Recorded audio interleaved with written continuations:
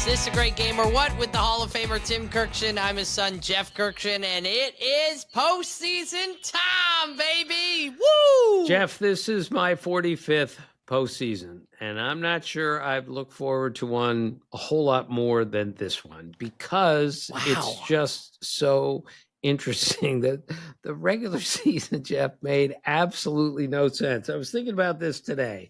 The 6 American League playoff teams, at one point or another, I said publicly, or at least to myself, I don't think this team is going to make the playoffs. I thought the Blue Jays were a 4th place team, and they won the division.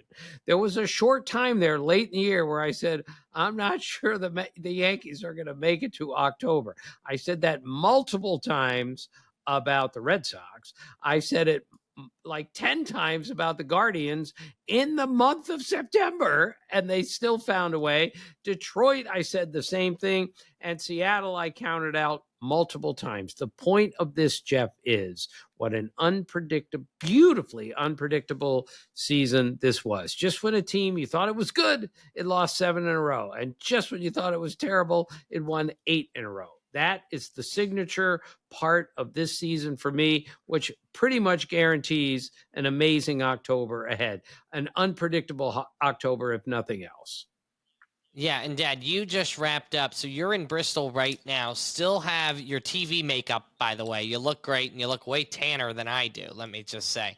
And then you did the Baseball Tonight podcast with Buster. Then you hopped on Is This a Great Game or What with us. And then you're flying to Los Angeles because you're going to be covering the wild card game between the Dodgers and the Cincinnati Reds. So you're going to be doing that, right? Are you doing TV or radio? It's radio. So Tom Hart and I will be calling the Dodgers Reds. And again, Jeff, who saw the Reds in the playoffs a month ago? And I think they went 27-28 down the stretch and still made the playoffs, which again is one of our takeaways, Jeff. This is Tito Francona. This is why he is so good. He walks in the room. Everyone recognizes this is a Hall of Fame manager. He knows exactly what button to press and when to press it on every player on his team. And he told me early on in spring training that Ellie De La Cruz, his best player, came into his office and just sat down and talked to him privately about baseball, wanting to learn. That was the first sign that maybe the Reds were headed for something good, and they made the playoffs a year after winning only 77 games. Pretty impressive, huh? Very impressive. So, Dad, you've got that game. It's 9 p.m. Eastern Standard Time this evening. Reds Dodgers. The winner of that series will take on the 2-seeded Phillies, and then the Cubs and the Padres will take on the winner of that series. Will take on the 1-seeded best record in baseball, the Brewers. That game's at 3:00. Tigers Guardians 1:00 today. Will take on the Mariners. Whoever moves on from that series, and then we get Red Sox, Yankees. Postseason action in the first round. That's a 6 p.m. start time, Eastern Standard Time today. Winner will take on the 1-seeded Blue Jays in the AL. Yeah, Jeff, it was an amazing weekend in baseball. It was a fabulous Sunday in baseball. The Red Sox, who we just talked about, made the playoffs, even though they made the most errors in the major leagues this year. In a full season, not counting 2020, the 95 Dodgers, 85 Dodgers, 71 Giants, and 65 Twins are the only teams to lead the major leagues in errors and still make the playoffs. Just shows you how resilient that the Red Sox are, that mistakes are made, things go wrong, and they still find a way to win. And now they're playing the Yankees, Jeff, who go into the playoffs having won 8 games in a row. They have 5 guys on their team with 25 or more homers. They lead the major leagues in runs scored. They are a devastating offensive team at the moment. I think they've fixed their bullpen. Their starting rotation is way better than I thought. But mostly, Jeff, Red Sox, Yankees, pretty darn good, right? Yeah, Max Fried against Garrett Crochet. I mean, could you ask for a better matchup? This is only the wild card round. How exciting! Right. 2 really good left-handed pitchers who throw slightly different stuff, but they're both really, really good. And back to New York for a second, Jeff. The Reds made the playoffs because the Mets didn't make the playoffs. And I'm still astonished by this, Jeff. They were 21 games over 500 in the middle of June.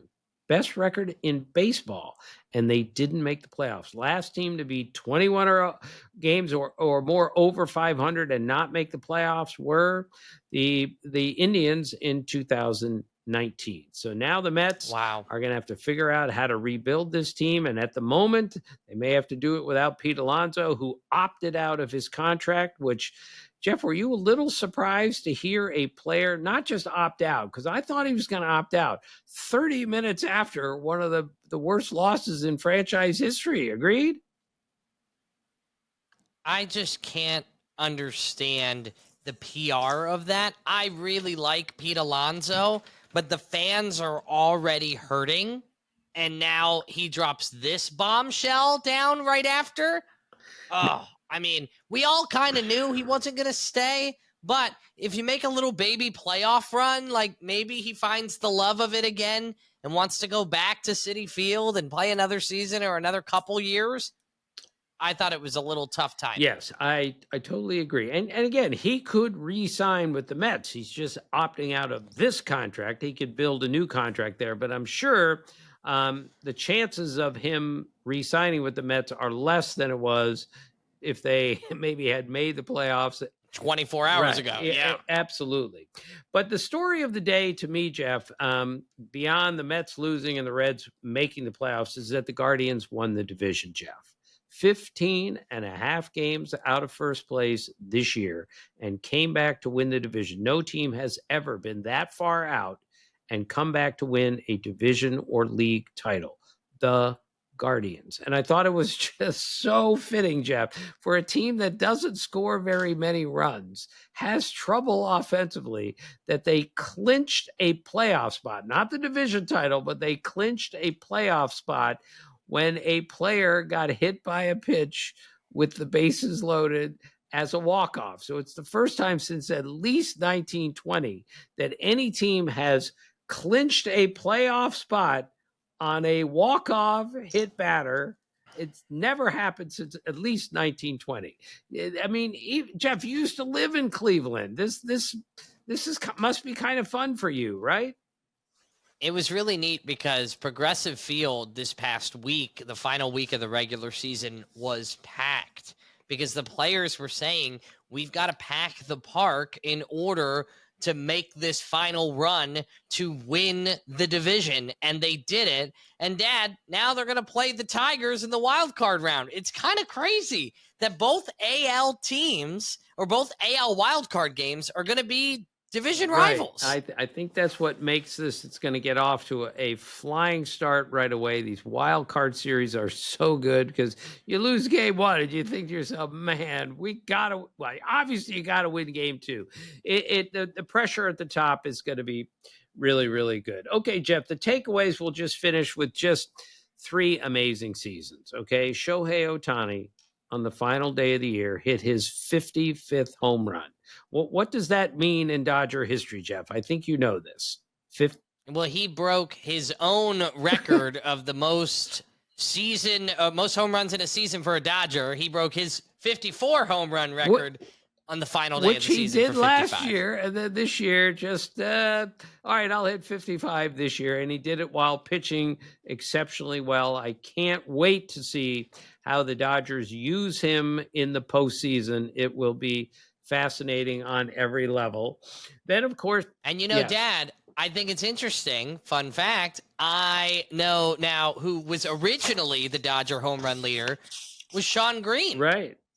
Which I think would come as a bit of surprise when you think about the history of that great team. I mean, nothing against Shawn Green. He's incredible. And then you follow up with Adrian Beltre and Cody Bellinger. And then Gary Sheffield comes in with 43 home runs. It's just crazy to me that it's Ohtani, Shawn Green in that order. Right. Now, Ohtani struck out, and I'm just telling you, I use these numbers all the time. He struck out, I believe, he had 185 strikeouts going into the final day of the season. So the 2 greatest strikeout seasons in an MVP season are held by Ohtani.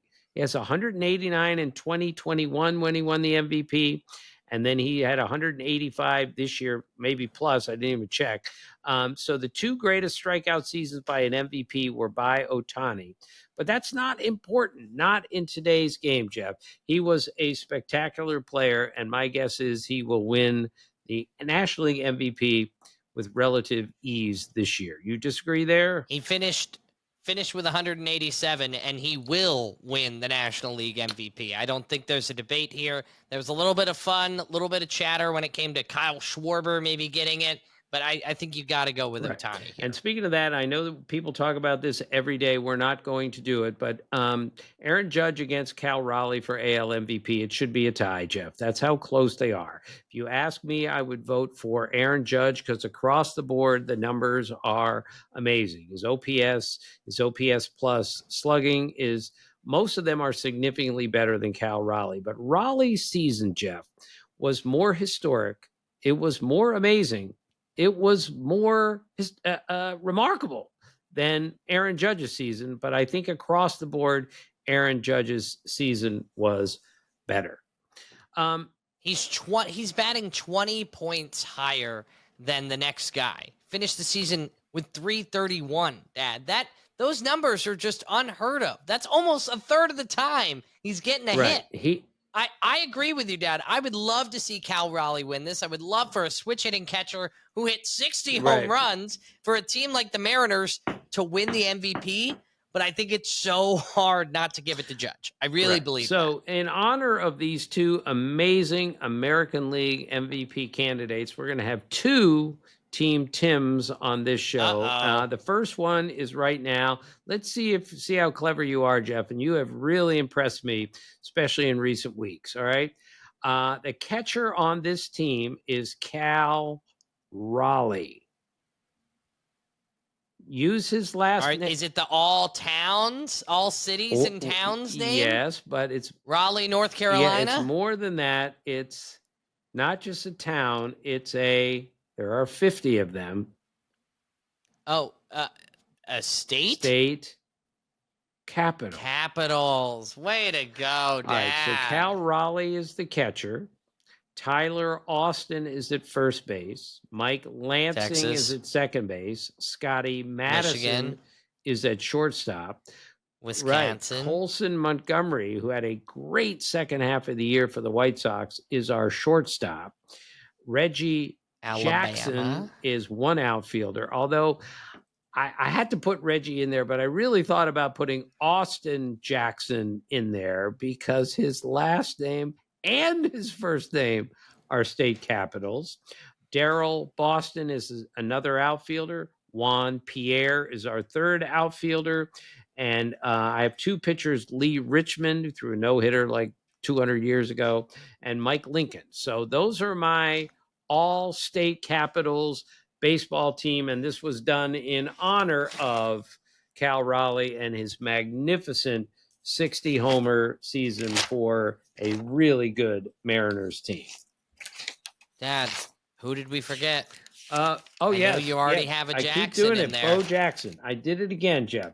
I have left Bo Jackson off of how many Team Tims? At least 3. I know. We've made it a stretch, though. I tried to put him on the all-romance team for, like, what you call your love, your beau. Right. And you didn't go for that one. All right. I made a mistake with Bo Jackson once, but I'm still going with Reggie Jackson because he was overall had a better career than Bo Jackson. Okay. Well, Dad, before we jump into the rest of the show, I think it's important to discuss a little bit about what this week is going to look like for the podcast. So, obviously, today is September the 30th. It is the first day of the wild card round of the playoffs. The very first games, all 4 of them kick off today, 1:00 Eastern Standard Time. But the crazy thing about this week is, Dad, you're going to be in Los Angeles. I'm going to be here in beautiful Skippack, Pennsylvania, in the basement as always. But we're not sure how we're going to be able to get a Thursday episode, as we do Tuesday, Wednesday, Thursday, out for you. We just feel like it's not right because we usually do this Wednesday afternoon. I wake up early in the morning, so we may be pushing our Thursday episode to Friday, maybe even Friday at like 6 a.m. So if you don't see something on the feed, you most likely won't on Thursday, unless by some miracle we get 4 sweeps, which is just not going to happen, in my opinion. Then most likely you're going to be getting our 3rd episode this week on Friday, because we just think we would rather be armed with who is going to be in the NL and AL DSs instead of being like, hey guys, we kind of watched 1.5 games here, Jeff, 1.5 series. I'm with you. Look, let's try to do what we can do. It's just 2 little guys trying to do a podcast here. We don't even pretend to try to be completely up to date, completely relevant, because we don't have enough firepower to do that. But when you're in the playoffs, you have to be as current and as up to date. So that's why we're going to attempt to do this. Okay? Yeah. So just, be patient with us. And speaking of, Wednesday's episode will go off without any sort of delay, because we have Jeremy Schaap, who's going to be joining us. We already have it in the bag. And Dad, he was so incredible, right? He's hilariously funny. He made us laugh. He made us cry. He's quirky. He's odd. He's brilliant.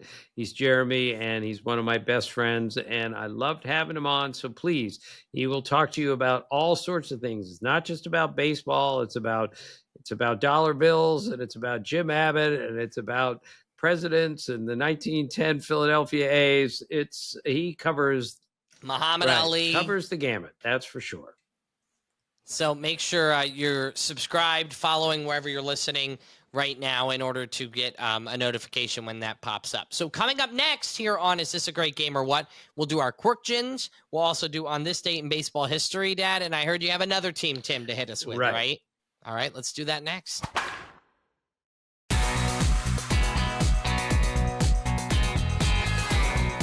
Back to Is This a Great Game or What? All right, Dad, our Quirkins, what's going on heading into the postseason? So Jeff, we've made it clear now that I finally learned how to use the internet to get emails and everything, we probably got 20 people calling in about the great battery that the Yankees used the other night when Max Fried pitched to Ben Rice. So we had at least, it looks like fried rice, okay? Fried rice. Right. People say, did you notice this? Well, of course I did. How could you miss that? Especially when you look at stupid things like I do all the time. Let's see how well you remember, Jeff, my 2 favorite batteries other now than fried rice in baseball history. Do you remember them? Well, Burger King. Well, no, that's a pitcher batter. I'm talking about a pitcher catcher. So the battery. Oh, I can't remember. What are your 2 favorites? Well, you should not remember, Jeff. They're too dumb. But Bud Black pitched to Steve Decker multiple times. Oh, Black and Decker. That's right. We had the Black and Decker battery, and Steve Russian, our brilliant guest, each of the last 2 years, said when Decker caught Black, he used to put on the power tools of ignorance. Which we always love. Gosh. And when Glenn Abbott pitched to Marty Castillo more than a couple times with the Tigers, the Abbott and Castillo battery. So those are still my 2 favorites. But fried rice is in there now. It's in the running. It's in the top 5 for sure. Dad, I love it. And I love that you're seeing what all of the members of our family, that's what we call the people who listen to our silly little show here. I'm so glad you're seeing what they're sending us, because it's great stuff that they're sending to us. Okay, a couple other things. Luis Garcia Jr. of the Nationals had a 3-homer game the other day. Jeff, 19 times this year has a player hit 3 homers in a game. 19. Wow. Now, I've told you a million times, Hank Aaron had 1 3-homer game in his career. David Ortiz, Gary Sheffield, Rafael Palmeiro, never had a 3-homer game. 19 times this year. And it's not a record. We had 22 of them in 2001, a steroid year, of course, and 2019, which was a year that people think the ball was juiced. But so we didn't have a major league record, but 19 times this year, an individual player hit 3 homers in a game. Sounds like a lot to me, Jeff. Agreed?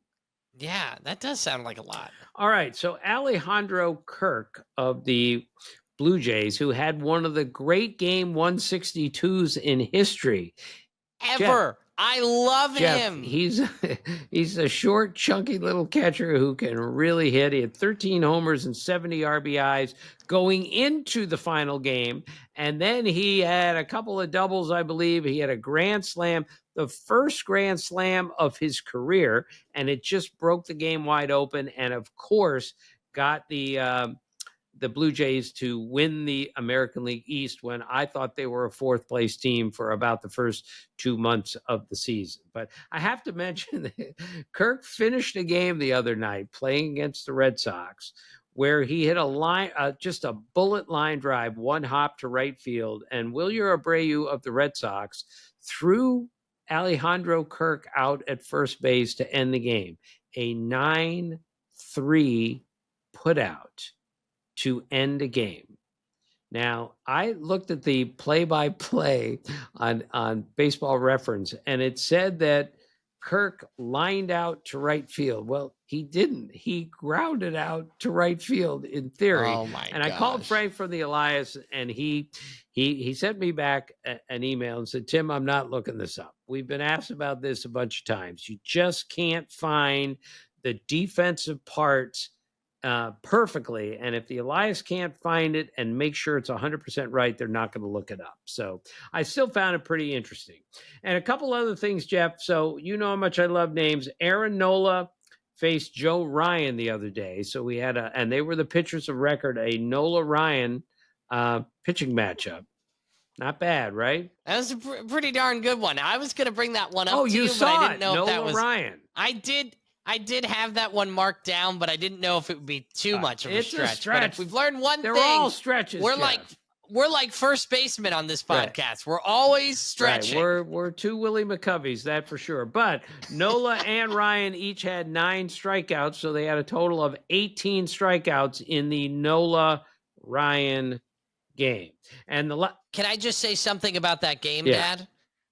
So Aaron Nola was perfect through, I believe, 5 1/3, but as naturally comes as a father of a 2-year-old, I don't get to the games on time. Usually I end up just kind of zipping through to live because I'm putting a baby down, and I get there and I'm hearing Tom McCarthy, the play-by-play broadcaster for the Phillies. There's like a ground out to the third baseman, but it sounded like it was a really important ground out. You know, he just had a little more pep in his step, a little bit more energy in the voice. I was like, why would he call a ground out to the third baseman that excitedly? Listen, it's hard to be a play-by-play broadcaster. I've tried. It's difficult. But I was like, there's something going on. And I look at my phone and I see he's perfect through 5 1/3 or whatever. There you go. I look at my wife and I say, Emily, I need to explain to you what's happening right now. And I look at her and I said, but I can't say anything because then... But you can't say it either. But what could a pitcher be doing right now? And she looks at me. She goes, oh, I know. And we put our head up. Boom. Solo homer, left field. You jinxed him. That's the way it worked. I think I jinxed it, Dad. Totally agree. And by the way, Aaron Nola passed Robin Roberts for the second most strikeouts in the history of the Phillies. That's pretty impressive. You know, Steve Carlton is number 1. So, and of course, the Phillies, if they're going to win the World Series, Aaron Nola is going to have to be great. And he sure was great in that start. Yeah, Emily looked at me when they put that graphic up and said, how many years did Steve Carlton pitch for the Phillies? Because, I mean, he has like 2,000 more strikeouts than Nola. Not quite, but twice as many maybe. So I said like 100 years, don't worry about it. Steve Carlton's the greatest pitcher in the history of the Phillies. All right, and talk about a stretch, Jeff. Another pitchers of record, but not in the same game. We had Walker Buehler and Mitch Ferris. So, we had a Ferris Bueller, not against each other, but they were both pitchers of record on the same day. And I love Ferris Bueller's day off. So we had to have a little bit of fun with that as we head into the postseason. Absolutely. All right, Dad. Well, today is September 30th, 2025. On this date in baseball history, what do you have? So in 1962, Joe Pignatano, pretty good player, the final at bat of his career, he lined into a triple play. That was the last at bat he ever took in the big league. Now he lined into a triple play. He didn't ground into one. That's still pretty cool. 1992, George Brett got hit number 3,000. 3000. George Brett is, for me, the third greatest third baseman of all time after Mike Schmidt and Eddie Matthews. My list, nobody else's. And George Brett's one of the great hitters that I've ever seen. I'm going to tell you the story again, Jeff. Years and years ago, he was injured on the disabled list during a season. He had a bad ankle and he was on crutches. But he went, of course, to the Royals golf tournament because he was the captain of the team, best player on the team and everything. And he was like welcoming everyone through on the 18th hole when they came through, just because he couldn't play because his ankle was really banged up. So a group behind him decides to have a little bit of fun. So some guy, one of the Royals from 150 yards, hits it into the green while everyone's putting. So George Brett sees it coming. He drops his crutches.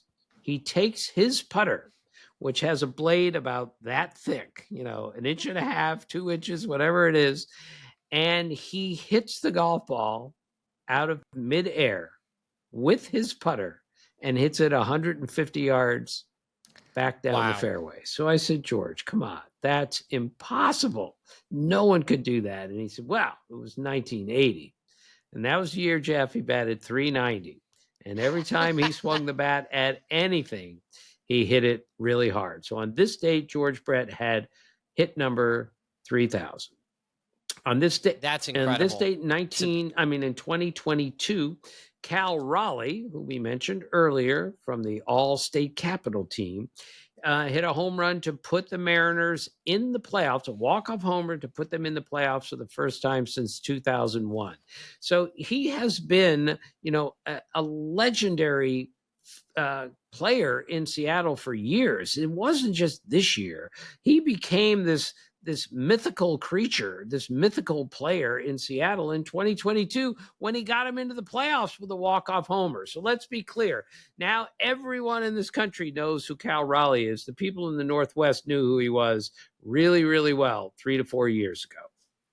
Well, Dad, and that season, the 2022 season you're talking about, right? He didn't even hit half the amount of home runs he hit this season. He hit 27 that year, 30 the next, and 34 the year after that. And then 2025 just exploded with 60 homers. Maybe I want to take back my pick of saying Judge needs the MVP because I'm getting really excited about Cal Raleigh. I love the Mariners. I love that organization. Nothing against the Yankees. The Yankees always are there. This is so exciting for the Mariners. I'd love to see Cal win it. All right, last thing on this date, sadly, in 2024, Pete Rose died. So I'm going to tell you the Pete Rose story again, Jeff, whether you want to hear it or not. Pete goes to prison for 4 months for tax evasion, gets out at age 51. His son, Pete Jr., comes to pick him up at the prison. First thing that Pete Sr. says to Jr. is there a batting cage near here? And Pete Jr. says, yeah, there's one right down the street. So the first thing they do after Pete Rose gets out of prison is they go to a batting cage. Pete goes to the proprietor and he says, what's the fastest machine you have here? The guy says, the proprietor goes, right here, 85 miles an hour, which we know, Jeff, is not 98 miles an hour, but it is still moving. Trust me, you're not putting it in play. I'm certainly not putting it in play. Zero chance at 85 miles an hour. So Pete steps in the box, in the batting cage. And by now, everyone at the batting cage has recognized that the hit king is in the batting cage. So they're all crowded around. First pitch comes in. Again, he's 51 years old. He's been incarcerated for 4 months. First pitch comes in, and he hits a rocket line drive right back at the pitching machine, an absolute textbook swing. And then he looks at all the gathered people around him. He takes his bat after one swing, throws it to the ground, and pardon my language here, Jeff, he looks at them and says, some things never change. And then he walks away. So if you need one story to tell about Pete Rose, that's kind of it. Pete Rose was one of the great players ever, and he always loved being Pete Rose. Well, Dad, let's wrap up today's episode. Though shorter than usual, we've got a lot of exciting baseball this week with the wild card games. Make sure to listen to Dad on the call on the radio for the Dodgers Reds, which will be exciting. You get to see your boy Tito Francona. Yeah, it's former guest here on the show. It's going to be great. Dodger Stadium. Dodgers have, to me, Jeff, the Dodgers still have the best roster in baseball. And if they just haven't played very well, but if they learn from their mistakes this year and play up to their potential and their capabilities, I think they're still the best team in baseball. But that's what October is all about. Can't wait.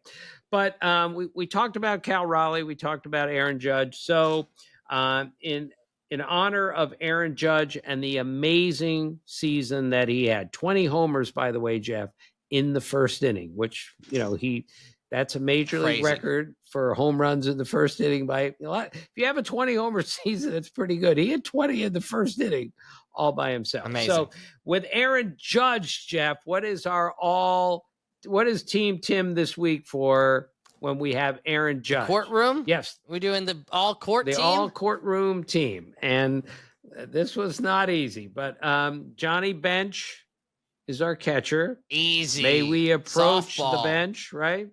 Right. Ryan Court at first base. Vance Law at second base.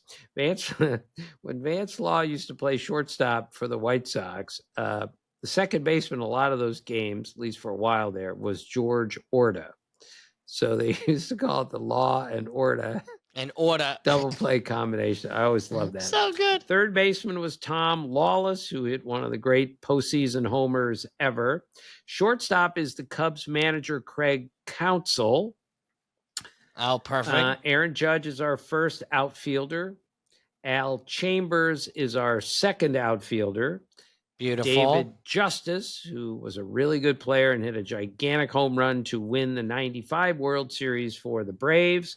And even though we're going to use the same name twice, Vernon Law is our right-handed pitcher, but we're using him because he's Vance Law's father. So we're allowed to use the same name as long as it's father-son. Hey, it's my list. I make the rules. And our left-handed pitcher is John Bale. And it reminds me of the time I bailed. How many times have I bailed you out of prison, Jeff? Not prison, but you remember that time I moved to Las Vegas and you bailed me out of going into debt because I had to pay for my move. I was going to get reimbursed afterwards. They said, hey, just keep your receipts. Well, it cost me, $12,000 to move across the country. Right. And then we're moving me into an apartment and they say, okay, well, we found a great spot right across the street from a great taco and margarita place. And then they said, okay, we're going to need first and last rent. And I said, I don't have that much money. Right. So as always, Pop took care of you. And Jeff, let's not forget on that same trip, your car arrived on separately, right? And I had to. Yeah, because we were going to drive across the country, but I broke my foot playing basketball. Right. So, yeah. So when I got there to retrieve your car, the guy scared the life out of me because he didn't look like the most reputable guy in the world. And I asked him in advance, can I write you a check for the cost to ship the car? And he goes, no. I said, can I use a credit card? He goes, no, cash only. So it was in a parking lot that he told me, like a vacant parking lot. It was like doing a drug deal. Instead, I was picking up like a Ford Escape, and I had to give him $1,000 in cash so I could get your car. You remember that?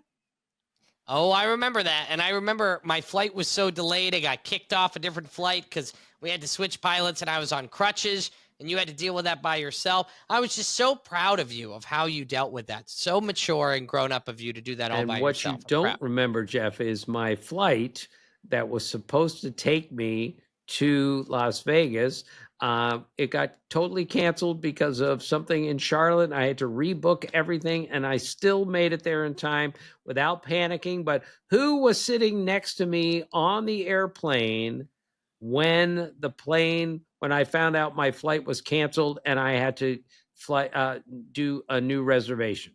Who is Eduardo Perez? Yes, the best teammate in the world. And he talked me off the ledge and he said, Tim, here's what you got to do. And I did it and I got there and I paid for your car. I paid for your apartment. And as far as I can tell, I'm still paying for virtually everything that you do after all these years. That's a joke, Jeff. And you have been very supportive of our dreams, and I think it's just because I brought you a really cute granddaughter at this point is why. Kinley Hope, the greatest. It's so well, good. Dad, I think I said this at the beginning of the playoffs last year, but I always remember growing up, and we would always root for whatever team would win game one of the series that you would cover, because it just meant Dad could come home earlier. And so now, starting another postseason, I just have to say, Dad, I am so proud of your career and what you get to do. And to get to do this podcast now, season 2 with you, has been the absolute joy of my personal and my professional career. We're not going anywhere with this show. We plan on being back next year, but this time of year just always brings me warm feelings of when I was growing up. Well, thank you, Jeff. I Dad. loved it back then. I love it now. The only problem is I have to lug all of this equipment around with me. I have a suitcase as large as a moving van, but I need every inch of it in order to get all this radio and podcast equipment in there, not to mention all my clothes. But none of that matters, Jeff. October baseball is coming. The playoffs begin today, and I can't wait. It's the best time of year, and I promise you, Jeff, something more than one incredible thing is going to happen in October that we will remember for the rest of our lives. And I don't even know what it is. No one knows. That's the beauty of baseball in October.